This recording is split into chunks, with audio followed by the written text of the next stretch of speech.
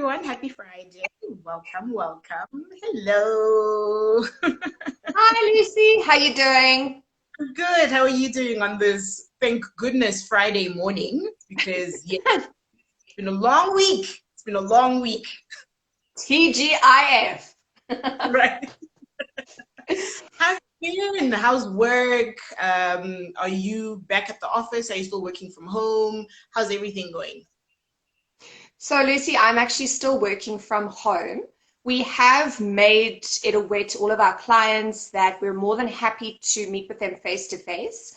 Obviously, as we move towards level one lockdown, I think which starts on Monday, we probably will be inviting clients to come to our offices more regularly. But I must be honest, our audience has been absolutely fantastic in terms of being happy to host online sessions. Okay. And it's only the rare occasion that we have actually had a candidate say, no, look, I'd prefer to see you face to face. So for now, we're still working from home, maintaining social distancing and doing our part to prevent the spread of coronavirus. But as I mentioned, we're very flexible. We are happy to host candidates either online or face to face. So it sounds like a lot of your clients have also adapted to the new way of being and are not trying to force the issue. And if they can come through, great. Otherwise, they're able to request for sessions online. Absolutely. And you know what, Lucy, I think it's not just my clients. I think from a worldwide perspective, there's definitely been a shift. Everyone refers to this new normal, and I think we're starting to get frustrated with this phrase, the new normal. But I honestly think that it's here to stay. I think that there has been a shift in mindset and perspective. So not if, but when we do overcome this COVID-19 pandemic, I think there is definitely going to be a change in the way in which we work. We do business. Well, that you've spoken a little bit about some clients. So maybe just walk us through who you are, what you do, so that people get an understanding of what it is that you're referring to when you're talking about still working from home and seeing a lot of your sessions online. Thank you so much, Lucy. Well, it's such an honor to be with you today. I actually studied at the University of Johannesburg doing my undergraduate. So, it's very close to my heart. And I'm so honored to be a guest today with UJ Career Services. So, thank you very much. Thank you for I'm a doing that. registered psychometrist. I did my undergraduate through UJ, postgraduate at UNISA. And then I did the B-Psych course through UNISA to specialize in psychometry, and then wrote the board exam with the Health Professions Council of South Africa to register as a psychometrist. Now, it's not actually initially what I wanted to do. My dream was to be a clinical psychologist by day and then a TV star by night. But, you know, plans don't always work out the way in which you want them to. But you know what? Obviously everyone's got moments, but I couldn't be happier in my career. I've really found that niche and that sweet spot in terms of being able to help people. I worked briefly in a clinical environment among psychologists, and I think that short period in my life was so invaluable to understand that it's not an easy job, which was never what I anticipated. But as a career coach, as a registered psychometrist, I feel like I've just got more tools, more tenacity, and more resilience, more energy to help people map their careers and also to develop them from a soft skill perspective. And when I talk about soft skills, I'm talking about things like leadership, strategic capability, problem solving, not your hard skills like maths or Excel or anything boring like that. So yes, I've been in private practice for 6 years and absolutely loving it. Mm, you know, you mentioned, I think we need to change the name of soft skills to actually them being in a way like hard skills, because people take them for granted, and yet they're so important for people in, you know, to develop in order to succeed wherever it is that they're going. Could you talk to us a little bit about that in terms of how you help people make that switch in their minds to not think of it of, oh, it's just an extra skill I need to have, but that it's necessary to survive and to be successful in the world of work? What a good question, Lucy. So as soon as you think of hard and soft, there's almost this association between hard being important and soft is like the nice to have. And I Yes. tell you what, that couldn't be further than the truth. When we look at soft skills like your psychological competencies, according to research, the best precursors for success, and this will blow your mind, but is in fact emotional intelligence. And people just think, oh, that's a nice to have, but it's so Mm. important. Why? Because if we don't know how to work with other people or work optimally ourselves, we Mm. could have all the skill in the world. We could have all, the highest IQ. I'm using layman's terms now, but we could have the grandest IQ and the greatest skill set. But if we can't work with people and if we can't process or manage ourselves in terms of motivation and resilience and stress management and all those good things, we're not going to see the success that we aspire to. So soft skills are so important. And in fact, as we move into a more competitive context, not just in South Africa, but globally, the workforce is becoming more and more competitive. So let's talk a little bit about Industry 4.0. We've heard it, it's almost like a buzzword these days, but we're living it now. Okay, we're no longer living in a time and phase where you buy the newspaper and you apply for a job using your CV and all of those good things. You could perhaps enter the market with some nice juvenile role, learning how the office works and whatnot. These systems are becoming automated, Lucy. And what we need to recognize is that so many of our jobs are easily replaced by artificial intelligence. Okay? But guess what? Here's the good news. AI, at least in this moment in time, I don't know about the next 100 years, but artificial intelligence cannot mimic things Yes. like problem solving, things like creative thinking skills, leadership, empathy, compassion, emotional intelligence, innovation. Okay, these are inherently psychological constructs or competencies that humans own, okay, but not all of us own them. Of course, just like talent, some of us are born with perhaps a higher EQ than others, or empathy, let's just say. But these things can absolutely be tweaked and developed just like a skill, just like learning how to use a calculator or driving a car. You can certainly optimize and develop your soft skills. Mm-hmm. Thank you so much for breaking that down. And I hope all of you who are listening heard that, because it's definitely something myself and my team preach. And it's just nice to hear someone from industry just reiterating how important that is. Because yes, you can learn the academic knowledge, but all the other stuff that you don't learn in the classroom is actually what you need in order to work well with others. So Absolutely. today we're focusing on online job searching and particularly working with LinkedIn as a profile or as a platform to job search. Before we start talking about LinkedIn, how important has it been, especially now in the pandemic, for online job searching strategies to be done well in order for someone to succeed in at least being called in for an interview? Because that's the whole point of job searching. Yes, you want to get the job, but there's some success in that at least I was called in for an interview. How important have you found online job searching strategies during this time? Whew.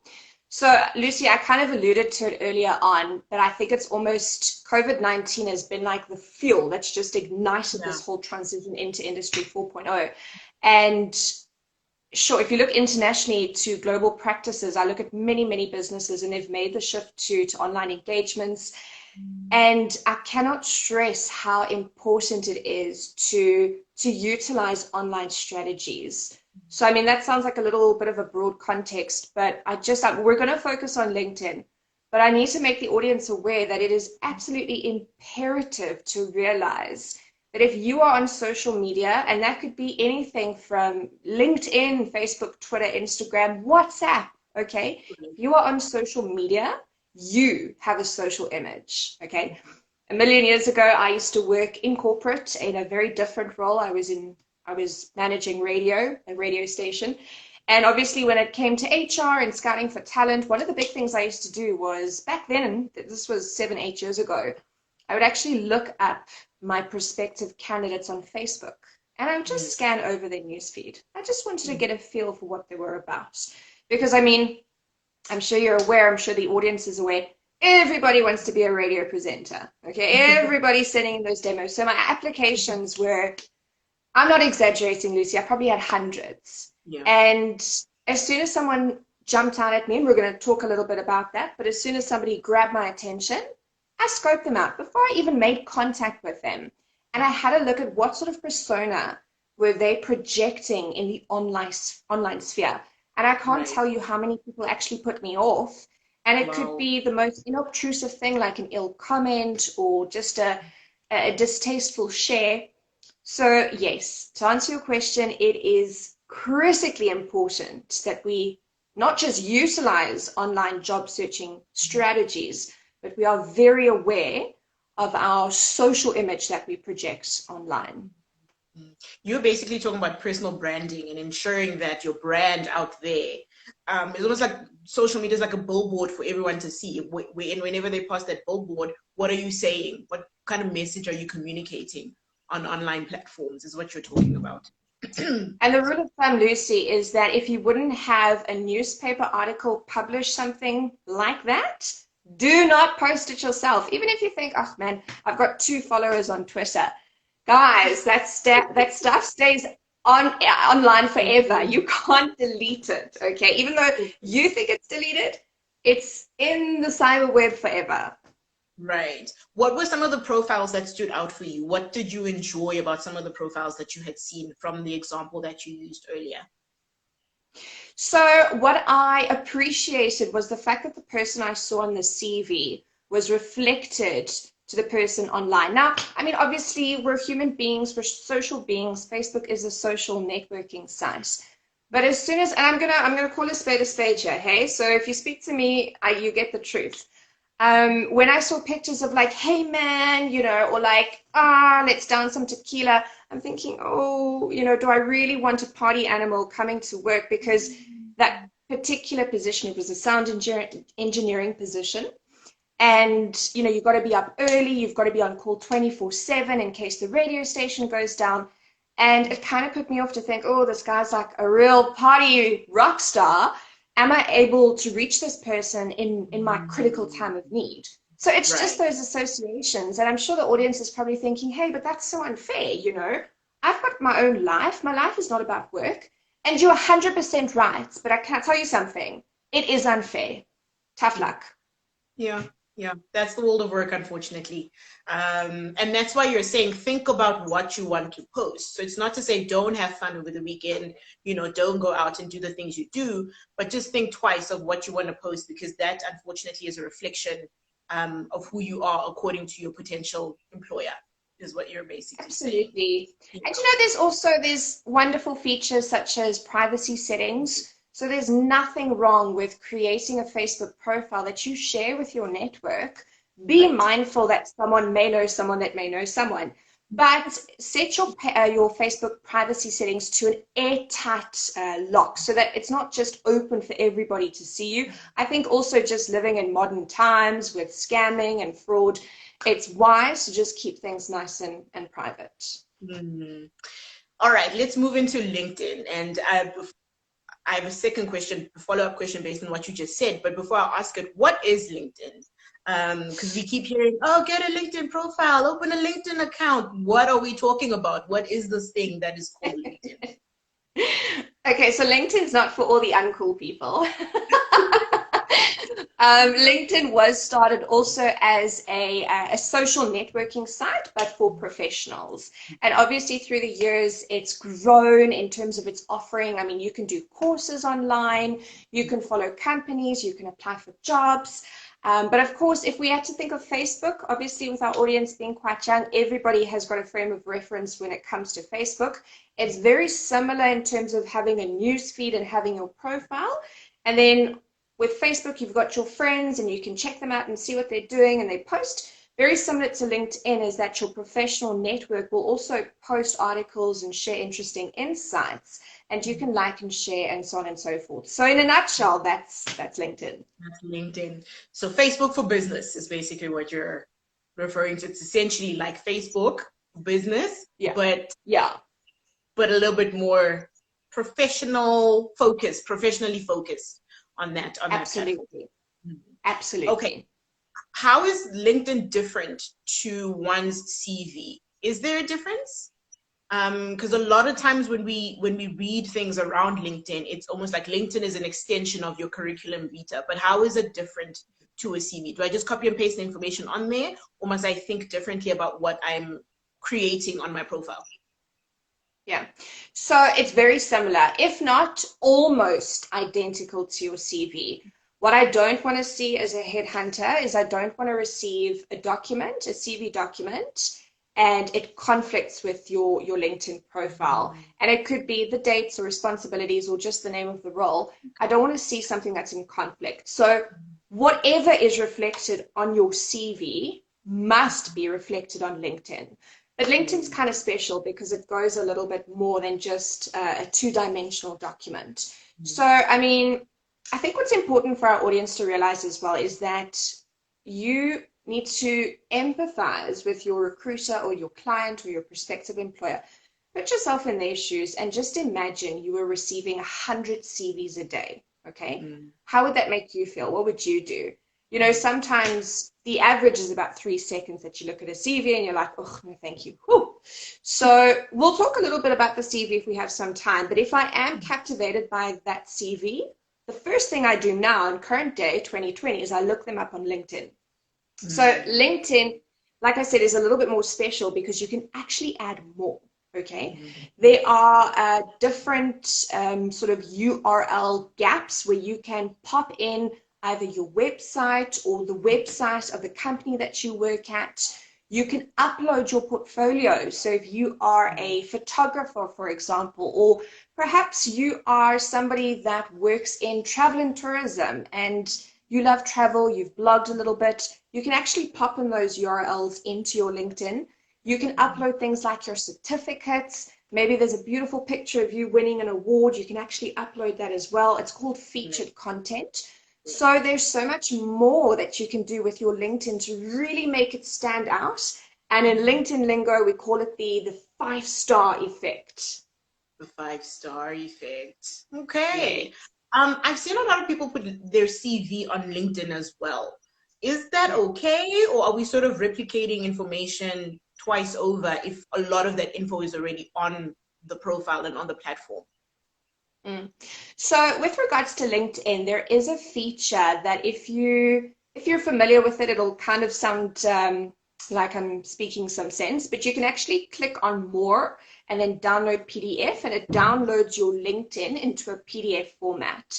Some people like to perhaps upload their CV into a Word format or maybe into the PDF format just so that that recruiter or prospective employer has got access to your actual CV and not just your LinkedIn. So it's not a bad thing.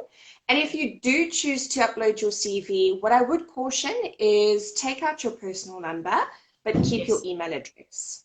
Yeah. So personal information off, really personal information off that, because they can message you, right, if they really are interested in calling in for an interview.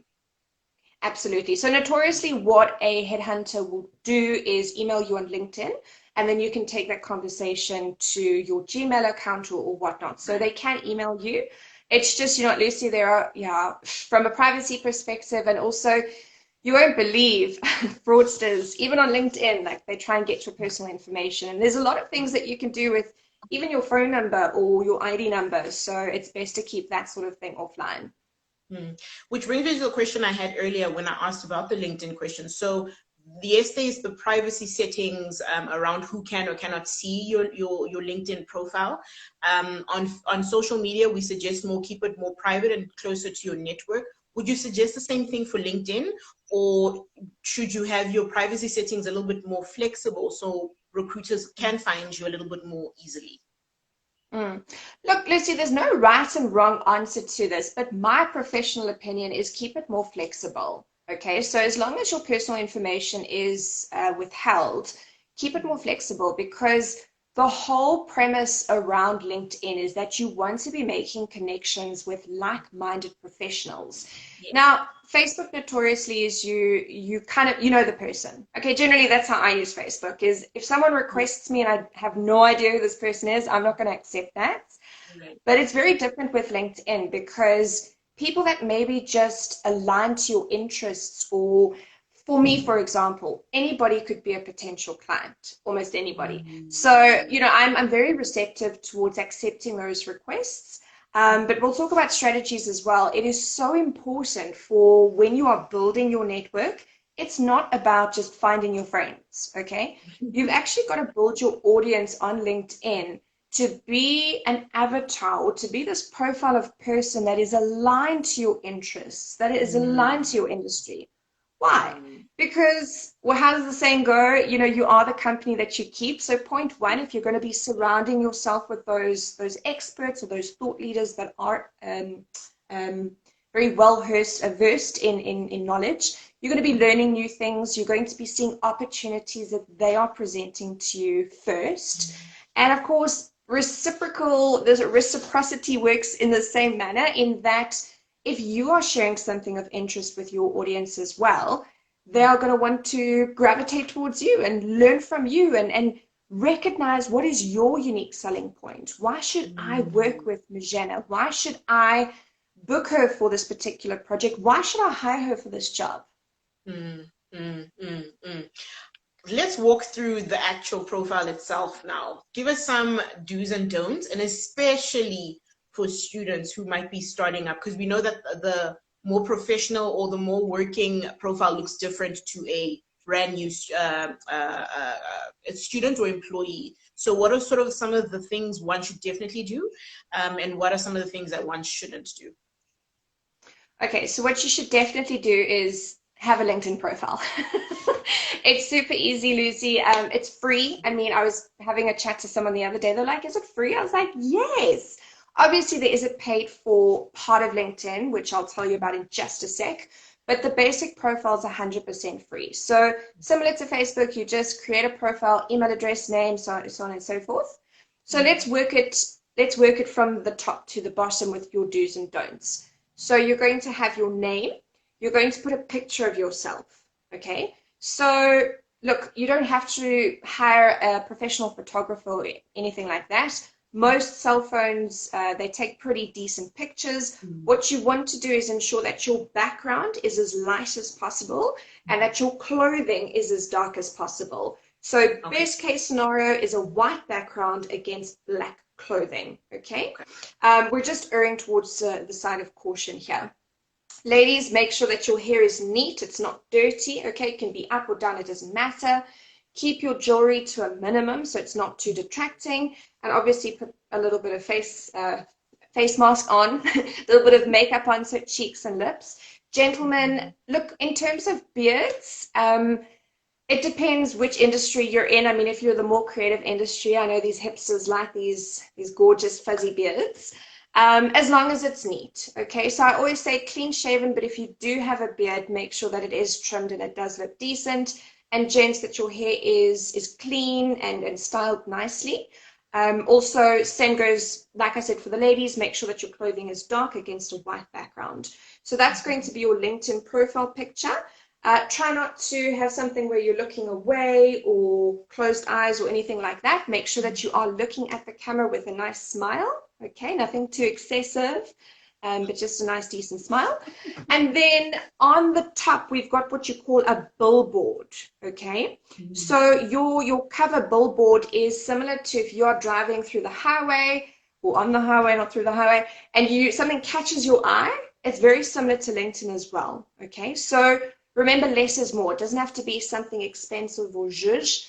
Take a note of this, canva.com, okay? www.canva.com is a brilliant resource. I'm sure probably everyone knows about this because you're so much younger than I am. But Canva is a free web designing program that you can use, and they've actually got LinkedIn banners that you can create yourself, and you just work with a template. So keep it clean. Depending on your industry, I mean, if you're in the more sort of financial services, a little bit more serious industries, keep it two-tone. If you're more creative, then I suppose you've got broader scope there. And then you've got your name, okay? Underneath that, you've got your title, which works out to 5 seconds or 120 characters to get across what you do, okay? So let's talk about some don'ts as we go along. Please don't say, hey, I'm unemployed, help. Okay, there is nothing more off-putting than that. Please don't say you're unemployed. Tell me what you are. So perhaps you've just qualified with a degree in psychology, you didn't get into honors, you didn't get into masters because it is competitive, and now you're like, what do I do? I would encourage the audience to do an introspective exercise as to, what am I good at? What are my skills? Perhaps sit with a career coach, undergo a career assessment just to work out, where should I focus? And maybe you think, okay, great, you know what? I've always really enjoyed social media marketing, so maybe I could use my background in psychology with that. So you could say something to the effect of eager to have an opportunity with digital media, aspiring creative. So something catchy, something that's going to be, it's going to help the audience remember you by, so be memorable, okay, but not I'm unemployed. Okay. Also, now that we're living in Industry 4.0, we are no longer just this or this. We're not just a lawyer. We're not just an accountant.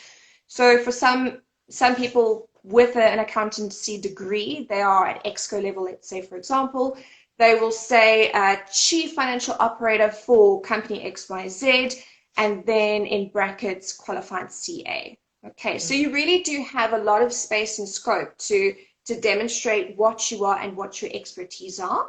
And the rule of thumb with LinkedIn is to remember, and this is going to sound really counterintuitive, really paradoxical, in that LinkedIn is actually not about you, okay? It's about what you can do for the person that's viewing your profile. So if I'm looking at someone and I'm seeing, just like, oh my gosh, I'm so great. Oh, look at all these awards, I'm amazing. It's a little bit off-putting. So I want to see you say, hey, I'm great, and here's what I can do for your company. You need to demonstrate those skills. Okay, so that I've kind of gotten really excited, but that you can encapsulate in your summary, which is the paragraph just under your picture. I would say no more than 500 words. Okay, keep it short, snappy, succinct. Basically, what you can do for your prospective employer. Remembering as well that a lot of people that are completing university this year or that will be graduating soon don't have a lot of experience. So really introspect and look at what are your interests, what are your passions, what drives you, and what can you bring to the table? What differentiates you from everybody else? In terms of your we're not going to go to education just yet. We're going to go to your employment history. Okay? So the rule of thumb with LinkedIn is that don't go beyond 8 to 10 years. Okay, so your CV encapsulates your entire work history, all right? But LinkedIn, we don't generally look past 8 to 10 years. So have your detail for your current role, and then obviously as you progress to the later roles that you did in, later or earlier on in life, it's going to become more summarized. Don't just copy and paste from your CV, okay? Try and have it a little bit different, tweak it. In any case, you do have restricted areas when it comes to typing in LinkedIn. So it will say, oh, too many characters, similar like a tweet. So just be cautious that you can't just copy and paste. You might have to restructure some things. I want to give you guys some tips quickly. Okay, now this is what you can use not just for LinkedIn when you're filling in your experience, but for your CVs as well. So many candidates, the CVs that I've seen is responsibilities, and it's almost like they'll take the job description and copy and paste. So office management, Microsoft Excel, answer the phones, and I'm like, oh my goodness gracious. Okay, this is what you got to do.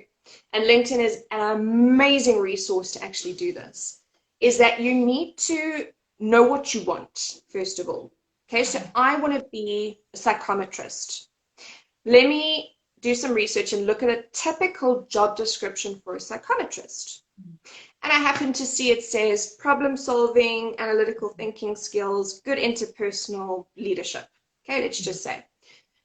In my description under my roles and my experience, I'm going to write down those keywords or those psychological competencies. And then I'm going to demonstrate how I'm able to perform such. So let's say problem solving. Okay. professional competent to demonstrate problem solving by recognizing an issue that a client had, company XYZ, in recruiting staff, so created a new system to automate the process. ROI increased by 33%. So I'm actually demonstrating that competency that I've mentioned. So that's just a little tip in terms of your LinkedIn and your CVs, okay? Then we're moving on to our education. So don't just list every nice little, certificate that you've done. Like, I don't know, maybe you did an art certificate. I mean, that's not necessary. Look at the qualifications and the courses that you've done that is relevant to your career path. And then what you're going to do is you're going to list them. Just be mindful that there is a section in terms of your qualifications from tertiary as opposed to shorter courses. So there must be that differentiation, okay? And then underneath that, you're going to have your keywords, SEO. Okay, I know it's a buzzword, but it's so important. So your keywords, you are allowed to upload up to 50 keywords. Now, what are keywords? Okay. When a recruiter is using LinkedIn on the back end, okay, to scout for talent, what they're doing is they're creating filters or funnels. From a recruiter, just so you know, they've only got 8 competencies or keywords that they're allowed to upload. As soon as they upload those competencies with the JD and look, they can put funnels in terms of location and years of management experience, XYZ, but it's going to start to funnel all of the candidates that match those competencies to the job role. Okay, so it's so important that you exhaust all 50 of those keywords to give you the best chance of being matched to a role from a recruiter. And it's anything. We spoke about soft skills earlier on. So you're going to upload things like your soft skills. You're an analytical thinker. You're a great problem solver. You're very creative. You work well in teams. As you type it in, LinkedIn will populate if they've got the keyword and you simply select it. It's also got space for more technical skills. So let's say, for example, I know JavaScript or MailChimp or Canva. You can upload those as well. And then, of course, your hard skills. So I'm proficient in Microsoft, Excel, Word, PowerPoint, financial acumen, verbal communication. So more of those hard skills as well. So that's an imperative. I know I'm talking a lot, but I'm almost done, okay? We get to the end of LinkedIn, which is your recommendations, okay? Now, Lucy, let me ask you a question. Let me ask you in the audience a question. What's more powerful? You are reading a magazine and you stop and you see, whoa, gosh, Woolies has just released this chocolate cake. That looks good. And you carry on reading your magazine. Anyway, Lucy and Magena go and meet for coffee later. And Lucy's like, yeah, it's my brother's birthday coming up. And, I don't know, do you know someone that does cakes? And I'm like, Lucy, you have got to check out Woolies' new chocolate cake. I bought it last weekend and I almost died. Like, seriously, diet out the window. It is the best chocolate cake I've ever tasted in my whole life. What would you trust more? What the magazine said or what your friend said? What the friend said, because word of mouth is a big marketing tool. Definitely. Yeah. Okay. So with LinkedIn testimonials, it is the demonstration. It's the proof from other people that you are who you say you are. It's so important. Now, I mentioned the term reciprocity earlier. The best way that I found to get testimonials is to give. Okay, so give to get. All right. So write a testimonial for your colleague, or even if you studied with someone in high school. I mean, I'm thinking of the audience right now. You're quite young. So even if it's just your friends in high school and you just want to get some traction there, maybe you had a job at the video store. Gosh, okay, maybe those don't exist, but that existed in my day, okay? So write a testimonial for your ex-colleague or whatnot, and then say, hey, would you mind doing the same? I'd really appreciate it. All right, so try and get at least 3 to 5 testimonials, and it has to be done on LinkedIn. Unfortunately, you can't just click and upload a lovely reference that you got. the person has actually got to physically input it into LinkedIn. The good news is if they say, "Whoo, that girl, she can party," whew, you get to approve it before it goes live. Okay, so don't panic if somebody says something a little bit inappropriate. You don't have to accept it onto your profile. And then the very last thing that I want to say is endorsements, which work very similarly to your testimonials, is when a person actually endorses you for a skill. Okay, and those you can also invite your network to do. Again, use the rule of reciprocity by endorsing your peers, just so that you've really got that credibility that you know what you're doing within your industry. Sure. Thank you for that breakdown. Let's just start there, because even Balente_2 says, wow, I downplay the value of LinkedIn testimonials. Thank you for the plug. Definitely. I think people just think of this, or they look at this page, it's a few, I just got to add in a few details and I should be fine. But you actually really need to think about what kind of profile, what kind of image are you setting up for those who will be looking at your particular account. And the one thing I thought about when it comes to testimonials, like you're saying, if you ask people to be a testimonial for you, you almost have to think, the person that I'm also asking, are they reliable? Are they credible enough before I just, randomly send a request for a testimonial? It's almost like the references section of your CV. You really need to think of who could give a great character reference of who you are when that employer calls that person. Yeah. 100%, Lucy, you're on point. Okay, now that I've got this LinkedIn profile, I've got it up, I've put in all the necessary information. Connections, what's that about? How do I go about doing it? What's the point? Do I just invite people? Do I send a message when I invite people? So because they don't know me, would it be a little bit make more sense as to why I want to connect? Maybe just talk to us a little bit about that. Okay, cool. So LinkedIn's quite nice to you if you are a newbie. As you join LinkedIn, you obviously have to plug into your email address, and it asks you if you would like to invite all of your connections or connect with them. So look, I mean, obviously that's fine. Connect with your friends. It'll give you a nice base point so that you don't just have one connection, okay? But the whole point of LinkedIn is, if you think of networking, is my little group of friends, we know each other, but we also have our own groups of friends. And within those groups, there are people that perhaps would have an interest, a connection. So when you are linked with your friends, you're going to start seeing all of the connections from all of those other different people. And that's when you can start to get a little bit more tactical by paying attention to their title and seeing, okay, great, I'm really hoping to get into HR. Let's have a look and see who Lucy knows who's in HR. And I can start going through your connections and seeing, oh, wow, gee, she knows actually quite a few HR practitioners. So the whole point of building that network, you don't have to know the person, okay? If it's a complete cold call, then it's not a bad thing to pop an email and say, hey, I'd love to connect with you. I see we share similar interests, regards. But I would also go as far as people that you look up to. So thought leaders in South Africa and internationally that perhaps just publish great content that you are like, wow, this is amazing. Perhaps motivational stuff or real experts in that field.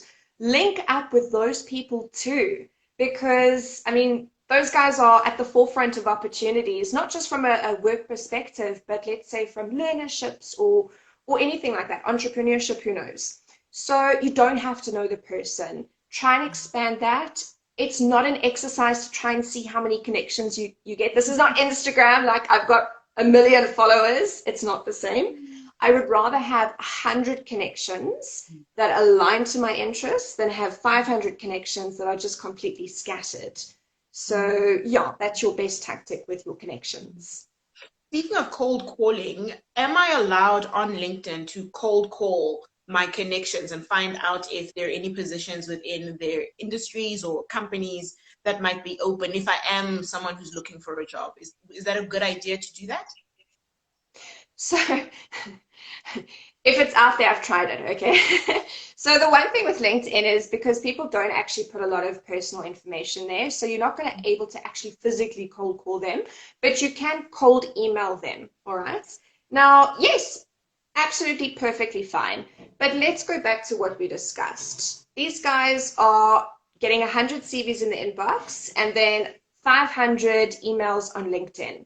Yeah. Seriously, if I don't know you and if you're asking me for something, I don't read your email. I'm being honest here. You wanted the truth, I'm telling you the truth. I'm just going to delete it. So you've got to get a little bit more strategic in the way in which you cold call that person. So I'm going to quickly, for a couple of minutes, I'm keeping an eye on the time, but I'm going to quickly dip into something called a marketing desk drop. Are you familiar with this notion, Lucy? Mm-mm. Mm-mm. Okay, No. so I mean, Industry 4.0, so much competition, unemployment, the highest we've ever seen it, projected to reach 50% in SA. It's crazy. You have got to stand out from your competitors. And one technique that you can employ is that if you're going to go the cold calling method, consider something like a desk drop. Okay, so one particular candidate, I don't know how they managed to do this, but they got fake prosthetic legs and they put it into like a little polystyrene cooler box, put some tomato sauce on, and had it delivered to the recruiter or the client's address with a note saying, I would give an arm and a leg for this position. Okay. Now, Lucy. Okay, not everybody's going to be receptive to this type of marketing desk drop, okay? So do a little bit of research. LinkedIn's beautiful. Have a look at the person's persona. If you can see they're quite a light-hearted, humorous person, they would appreciate the jest in that kind of desk drop. And I guarantee you, Lucy, every single desk drop I have done, obviously for different purposes, to try and get clients for business purposes, not for employment. But every time I've done it, guess what? I've at least landed a meeting. So I can guarantee you, and it doesn't have to be costly. It could be something like, the person's favorite chocolate and dropping it at reception and being like, hey, I hope you have a sweet day. Would love to chat. I'll give you a tinkle. So it's not something that has to put you out of pocket. Even if you do a little bit of research on that person, see what their likes and dislikes are, and write a poem. Anything that is creative and tactical, obviously paying attention to who your audience is. You're not going to want to send like a leg covered in tomato sauce to some really stoic, serious CEO. Run a mile, okay, reach audience. But my point is be different. If you're going to be cold calling, be different, be remarkable. Like that. Marketing yourself. You all heard nothing else than Marjana said. Marketing dish drop. Do that if you had nothing else about today's conversation. Okay. How does one stay active on LinkedIn? What are some of the things one should be thinking about? Should I be actually posting articles, or is forwarding someone else's article constantly the only thing that I should be doing? Like, I've got the profile, I've made the connections. What must happen now that I've got this actual profile? Oh, beautiful question. Okay, Lucy, so do you know the social media rule? Goes like this. 90% of the population, okay, 90% are consuming content online. Yeah. Okay, I'm talking about Facebook, Twitter, Instagram, everything, including LinkedIn.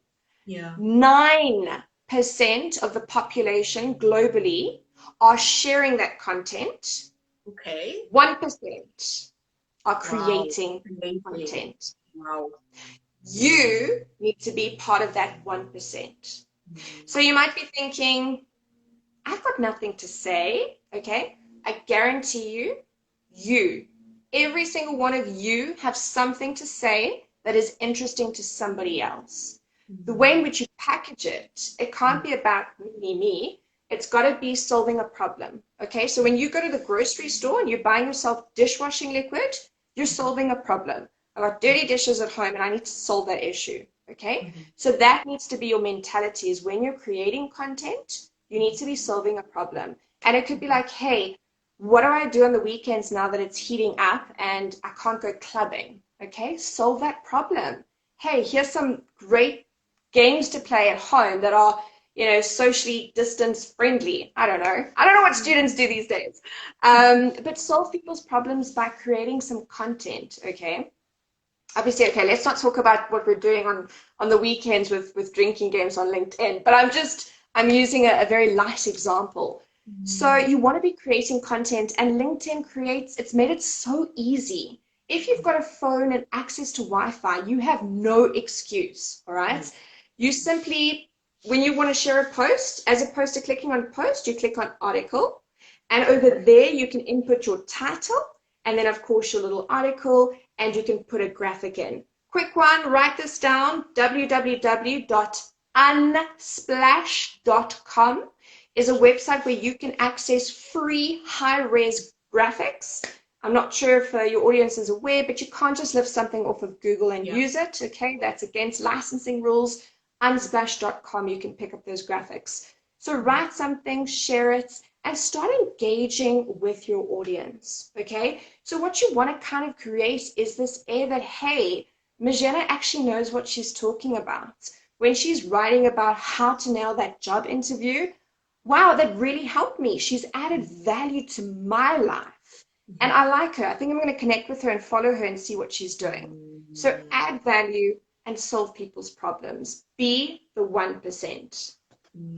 But Angela, who spoke earlier, says thank you for the practical examples that you're giving, because people constantly say things like stand out, be different, but they aren't getting to the gist of what that looks like and what that means. So we really do appreciate some of your examples. Everyone, please, if you have any other questions or comments, please start popping them down as we sort of start to wrap up our conversation. How can LinkedIn be used as a job search platform? Okay, is there a tab that says job searching, or again, do I just go to which we've spoken about? You can't just speak to a recruiter because they've got millions of people applying. But how does one use LinkedIn to job search? So I want you to shift your thinking a little bit in that LinkedIn becomes more of an automated process. So it's not just the recruiter that's got access to these really cool features. In fact, can I tell you something? To use the paid for feature to be a recruiter, to find talent, is really costly. To be a candidate costs you that much, zero, okay? And you've got access to the same cool little algorithms and bots and whatnot. So what am I talking about in plain English? So when you get to LinkedIn, you're going to see a briefcase at the top, okay? And you click on that briefcase. It says jobs. And it's going to bring all these different jobs. But now it's everything, okay? Yes. Yeah. So what you're going to do is in location, sorry, you're going to start with your title. You input your title. So perhaps it's graphic designer. Then location. Try and be as specific as possible. Don't just say South Africa. So say, southern suburbs, Johannesburg, for example. And then you can also, when I speak about, algorithms and bots and things like that, you can start to funnel those results. So you can actually say, hey, I only want to see positions in the last 24 hours that requires less than 2 years experience. That is only the LinkedIn Easy Apply option, okay? You input that and it's going to give you all those roles that meet your requirements, okay? So it's not just the recruiters that get to see the talent that meets their requirements. You get to see the employer that you want to work for, all right? What you can actually do is once you've even done that, there's a little green tab that you can click on and it says job alert on. A window will pop up and you can either be alerted every day or every once a week on either telephone, email, or both. And it'll alert you to those specific positions that you are looking for, okay? Things get really interesting. There are 3 ways to apply for a job on LinkedIn.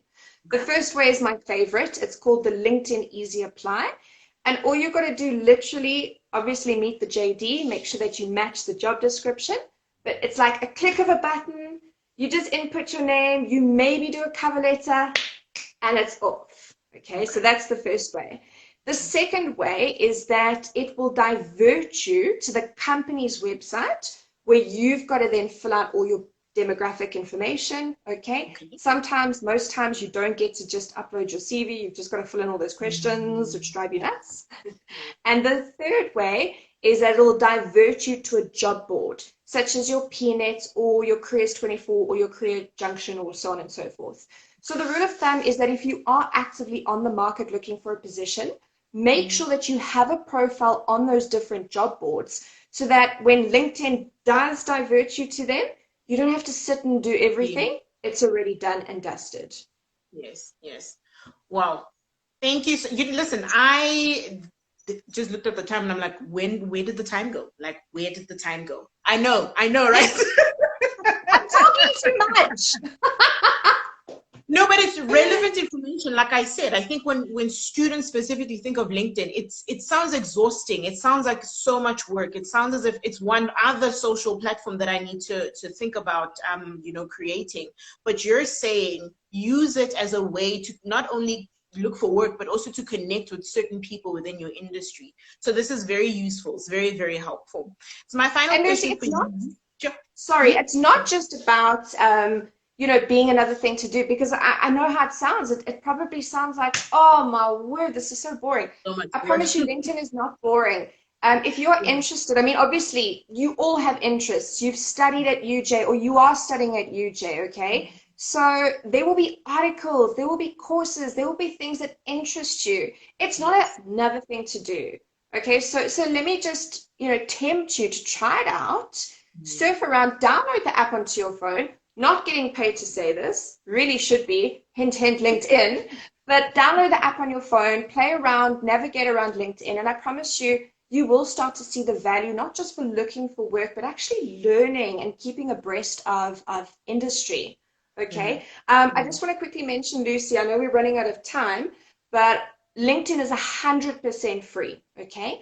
There is a paid for option, which costs, I'm not too sure on the dollars. I think it's about $20 a month, which equates to less than 400 Rand. So it's expensive. Don't get me wrong, it's expensive.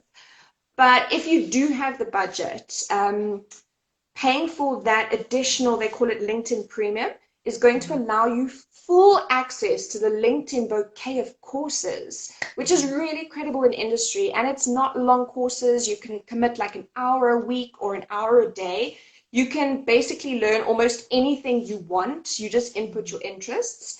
And my favorite part about LinkedIn Premium is that when you are looking for jobs, it starts giving you sophisticated data to work with. So remember those 50 keywords we spoke about earlier that I said, please populate them?